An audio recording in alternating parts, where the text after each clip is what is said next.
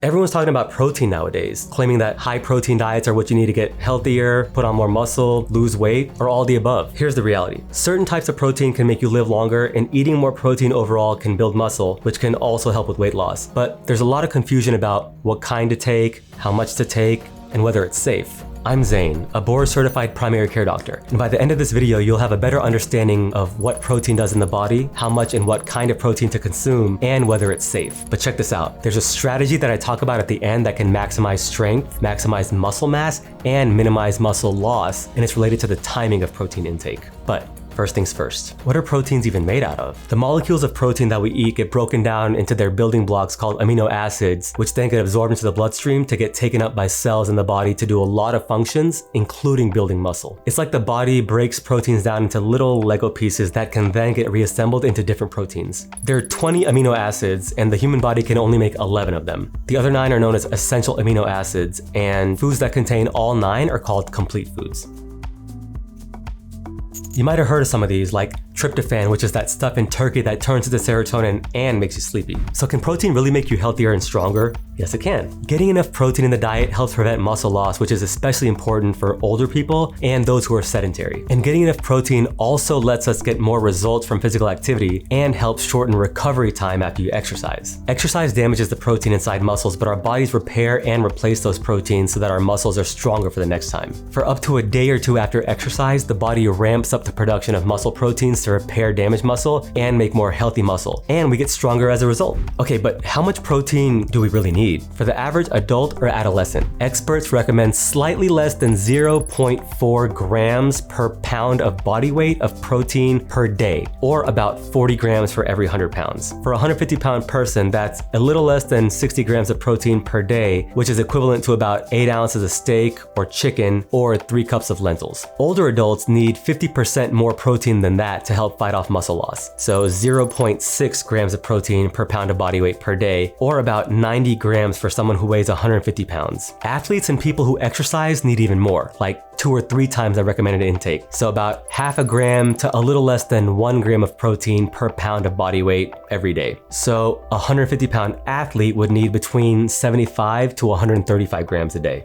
You might temporarily need even more than that during intense training or when trying to get leaner. But as always, remember to check in with your healthcare provider before doing anything intense or extreme or making major changes to your regimen, especially if you have a chronic disease. So wait, is it safe to take all that protein? High protein diets 2 to 3 times the recommended daily allowance so far have been shown to be safe for most healthy people. Extra protein doesn't seem to increase the risk of kidney problems in healthy people like it could in people with kidney disease, but more research is needed. Higher protein intake also doesn't seem to negatively affect bone health, cholesterol, or blood sugar either. But while taking more protein isn't necessarily harmful for most people, there's also no benefit to taking more than the recommended amounts, except for maybe giving more profits to your favorite protein powder company. That being said, a few years ago, a nonprofit called Clean Label Project tested over 100 protein powders and found detectable levels of things that you would not want in your body, but more on that later. To minimize the safety risks that come with higher protein intake, it's best to start with natural, unprocessed, plant-based foods before turning to meats and supplements. It's healthier for you and puts less strain on the environment. Even athletes who have a higher protein requirement can usually get enough protein through just foods without needing supplements. Lots of foods provide high amounts of protein. Animal sources like meats, poultry, seafood, eggs, and dairy tend to be complete foods that are packed with protein, but as you can see, they often come with things like more saturated fat. Red meats and processed meats in particular are linked to heart disease, diabetes, and cancer. But vegetarian options like beans and nuts are great sources of protein. Oh, and bonus, they can also lead to better heart health and a lower risk of diabetes. So,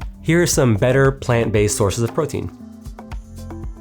But what about protein powder? Protein powders and drinks usually contain whey protein, which is a complete protein that comes from milk. Casein is another milk protein that digests more slowly than whey does, so it releases amino acids into the bloodstream more slowly. A vegan or vegetarian option for protein powder is pea protein. Whey and pea protein all have the essential amino acids, so they're complete foods, but soy and rice protein don't. But if you combine them with complete proteins, they can help people meet their goals for protein intake regardless. So back to the Clean Label Project. Out of over 100 protein powders, they detected small amounts of toxins and heavy metals like arsenic, cadmium, mercury, and lead in nearly all of them. For what it's worth though, a toxicology study that came out afterwards claimed that the amounts that were found in the protein powders weren't high enough to cause health problems, but it's still something that you might want to keep in mind. If you're looking for alternatives to protein supplements, here are some protein drinks that might be healthier than other shakes and protein powders, starting with the drink that has the most amount of calories for the least amount of protein, and ending with one that has the most protein with the least amount of calories. Remember that soy milk isn't a complete food, but when you combine it with other protein sources, you can definitely get all the amino acids that you need. All right, so the window of opportunity for increased muscle production can last for up to a day or two after exercise, so being strategic about protein intake could lead to bigger muscles that are stronger and more powerful. So to maximize results after exercise, experts recommend consuming 0.14 grams of protein per pound of body weight, starting an hour or two after you're done with your workout, then every 3 to 5 hours afterwards, including before sleep. So for a 150-pound person, that's about 20 grams of protein after the workout, and then 20 grams of protein every 3 to 5 hours afterwards for the next day or two. And remember how casein protein digests more slowly? So before bed, having about 20 to 40 grams of casein can keep amino acids circulating in the bloodstream overnight, making you stronger while you sleep. Protein intake basically supplies our bodies with the amino acid Lego building blocks that they need to make protein, including for muscles. Exercise stimulates that protein formation and muscle growth and prevents muscle loss, but what kind of exercise should you do? It depends on your individual situation, your goals, and your abilities. So to find out what actually counts as physical activity and how much you need, check out this video over here. That physical activity and a diet with lots of vegetables and healthy proteins can actually do a lot for your health, including reducing the risk of heart disease. But here are some other natural things that people can do to live longer as well. Thanks for watching. Peace. See you in the next one.